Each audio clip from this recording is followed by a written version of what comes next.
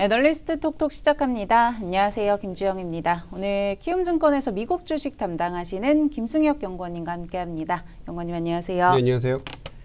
네, 저희가 지난주에 하반기 전망 살펴봤는데 좀 더 굵직한 이야기들을 했다면 이번 주에 아무래도 CPI 또 PPI를 확인했기 때문에 물가 관련해서 좀 더 상세하게 이야기 나눠보려고 합니다. 우선은 CPI, PPI 좀 시장 걱정을 했는데 우려감을 좀 완화시키는 그런 결과들을 내놨던 것 같은데요. 연구원님은 좀 어떻게 보셨을까요?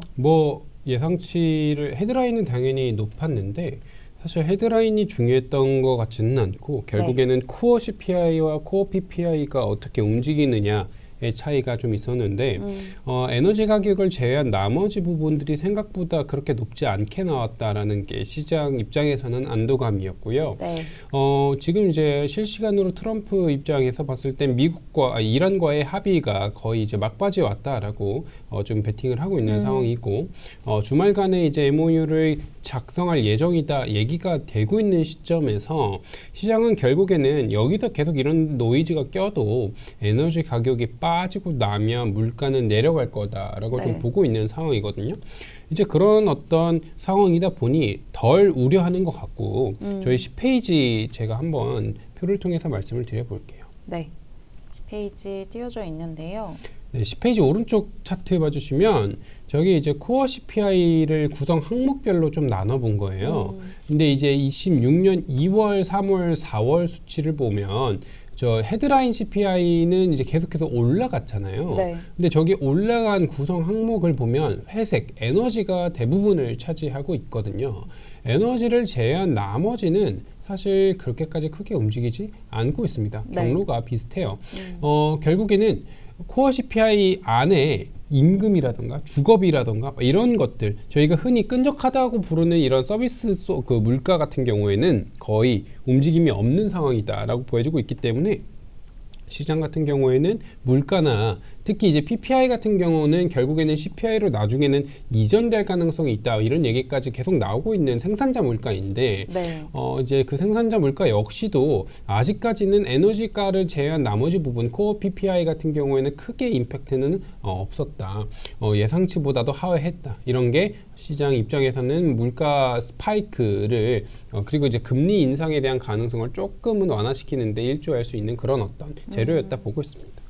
네, 그런데 미국 증시에서 또 금리 인상 가능성이 좀 높아지고 있는 부분들도 있잖아요. 그럼 이 부분은 좀 어떻게 보실지도 궁금합니다. 또 간밤에 보니까 유럽 쪽에서는 금리 인상을 했고 12월에 좀 가능성이 높아진 상황인데 그 CME 패드워치 기준으로 지금 어떻게 좀 연구원님께서는 해석하실까요? 우선 금리 인상 가능성은 이제 올해 기준으로 봤을 때 저희 하우스는 동결 가능성이 우위에 있다 보고 있는 상황입니다. 금리를 인상하려면 기본적으로 진짜 에너지 가격 외의 나머지 물가 항목들이 높아져야 돼요. 네.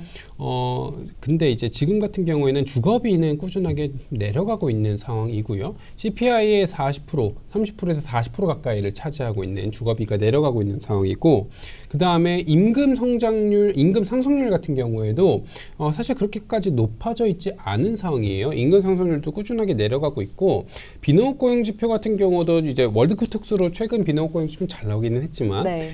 전체적인 구인 건수 같은 경우에는 꾸준하게 잘 내려오고 있습니다. 고용이 좀 식어가고 있는 상황이고 주거비가 내려가고 있는 상황에서 금리를 에너지 가격으로 인해서 인상해야 될 만한 상황은 그렇게 높지 않고 있고요. 또한 에너지 가격 같은 경우가 올라가서 장기화되면 이거는 결국에는 디플레 요인이 돼요. 왜냐하면 에너지 가격이 올라가면 결국 소비력이 떨어지거든요.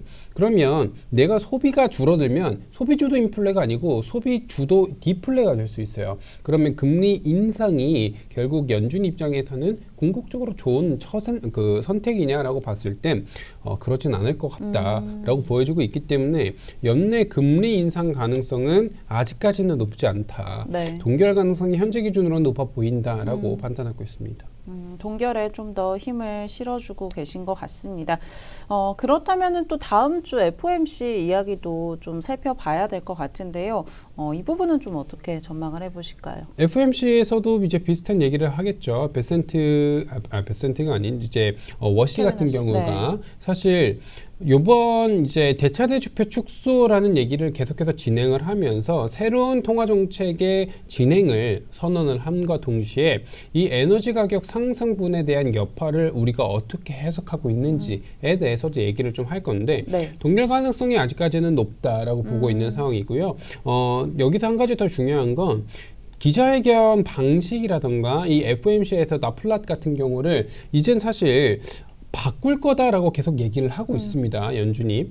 이거를 어떤 형식으로 바꿀 것이냐 관련해서 얘기가 나올 건데, 그럼 이제 FOMC 회의록 같은 경우에 관련된 얘기가 좀 있는지 저희가 살펴보는 것도 의미가 있을 것 같고, 네. 통화정책 자체는 거의 사실 큰 변화 없이 얘기가 나올 것 같아요. 물가 상승 압력에 있어서 에너지를 봐야 되고, 여파를 봐야 되고, 동결은 우선하겠다. 이 어떤 톤으로 유지가 되지 않을까 싶습니다. 네, 다음 주 FOMC 일정까지도 좀 잘 체크를 해보셔야 될 것 같고요. 그리고 최근에 사실 간밤에 이제 오라클이 실적 발표 이후에 또 급락을 했습니다. 이 부분 좀 커버하고 계셔서 저희가 질문 드리려고 하는데요. 리포트 제목을 보니까 또 성장통이 제가 맞습니다. 아니다 이렇게 정리를 해주셨습니다. 어떤 이야기일까요?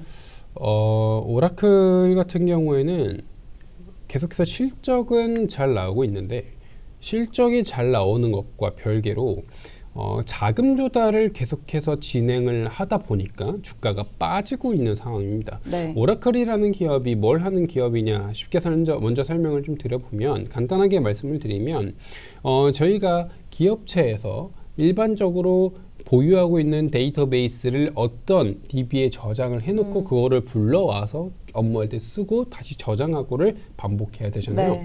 그때 우리가 쓰는 이 DB, 그러니까 데이터베이스에 대한 어떤 소프트웨어를 제공해주는 플랫폼이 오라클이었습니다. 상당히 좀 오래된 상황이고요.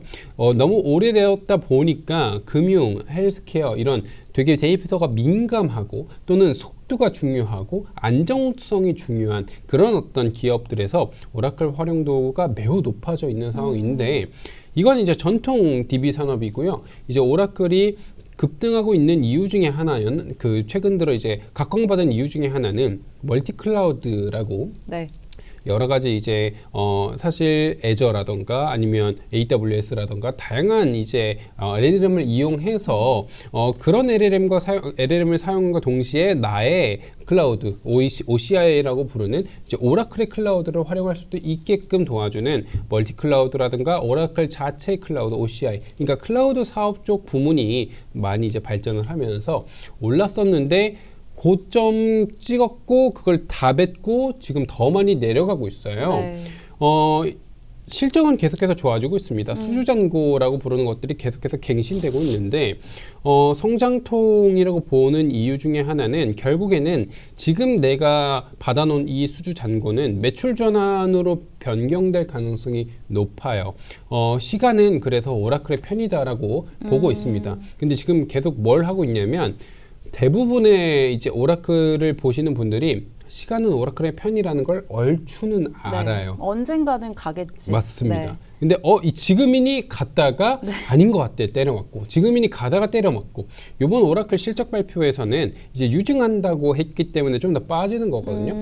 이제 70빌리언 정도의 캐펙스 투자를 얘기를 했고요. 그중에 40빌리언 정도가 새롭게 이제 나오는 건데 그 안에서의 20빌리언이 유증이다는 얘기가 나오고 있어서 지금 오라클 같은 경우에는 자금 조달을 진행한다가 뭐 펀더가 두렵다 이런 차원이 아니라 그냥 지금 시장에선 오라클이 자금 조달을 하면 이거는 아직까지 수익화 관점이 아니라 매출보다 부채가 더 많이 쌓여 있는 상황이다라고 인식을 하면서 좀 빼는 거고요. 네.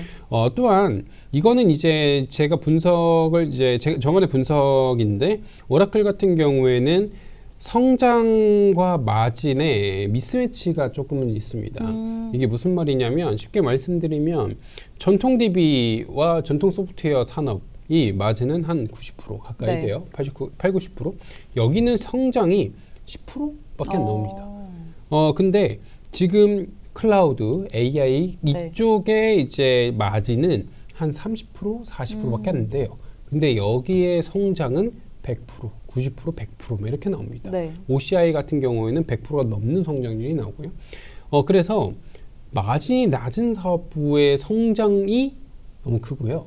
마진이 좋은 그 사업부의 성장은 좀 더뎌요. 네. 이런 어떤 차이가 좀 있는데 이런 차이 이거를 연결하는 가교가 아까 말씀드린 그 멀티클라우드 이런 쪽이 이걸 좀 가교 역할을 하고 있거든요. 이런 어떤 미스매치 구조는 언제쯤 해소가 되냐면 캐펙스 투입이 제한될 때 추가적인 캐펙스가 네. 더 이상 그 진행되지 않고 그리고 이제 이미 캐펙스를 투자를 해서 데이터 센터를 만들었어요. 네. 그럼 이 데이터 그 센터에 대한 비용을 감가상각을 할 거잖아요. 이 비용을 다 떨구고 난 뒤에 그러면 그때부터는 얘가 버는 돈이 다 매출이잖아요. 그러면 마진이 좀 올라가고 할 수 있는데 지금 시장은 내년도에도 70빌리언 얘기를 하고 있기 계속 때문에 투자하겠다고 하니까. 그래서 그러면 매출 전환은 아직까지 먼 거 아니야 라고 시장은 얘기를 하고 그러다 보니까 오케이 알겠어 성장통인 거 알겠는데 그러면 키가 언제 크는 거야? 라고 생각했는데 내년도 계속 이런데 그럼 내년까지니? 라고 하면서 주가가 좀 더 밀리는 거고요. 근데 생각보다 지금 이 수주 잔고가 매출로 인식되는 시점과 이런 것들이 조금씩은 빨라지고 있습니다. GPU에 대한 어떤 수요가 아직까지 너무 높다는 게 이번 실적 발표 때 동사가 밝힌 바로 인해서는 확인이 좀 됐어요. 그리고 이제 기존에 사용했던 소프트웨어 앱 같은 경우를 AI를 접목을 시키는데 옛날 같은 경우는 이 AI를 쓰는 거는 결국에는 자체 플랫폼에 락인시키는 거였는데 지금은 이 AI를 토큰화로 번들로 팝니다. 네. 그러니까 일정 토큰을 사면 우리가 이만큼 너희가 AI를 쓸 수 있게끔 이 소프트웨어 안에서 해줄게를 번들로 팔기 시작했거든요. 그런 이제 그 판매에 대한 어떤 수요가 꽤 있는 것도 이번에 확인이 됐어요.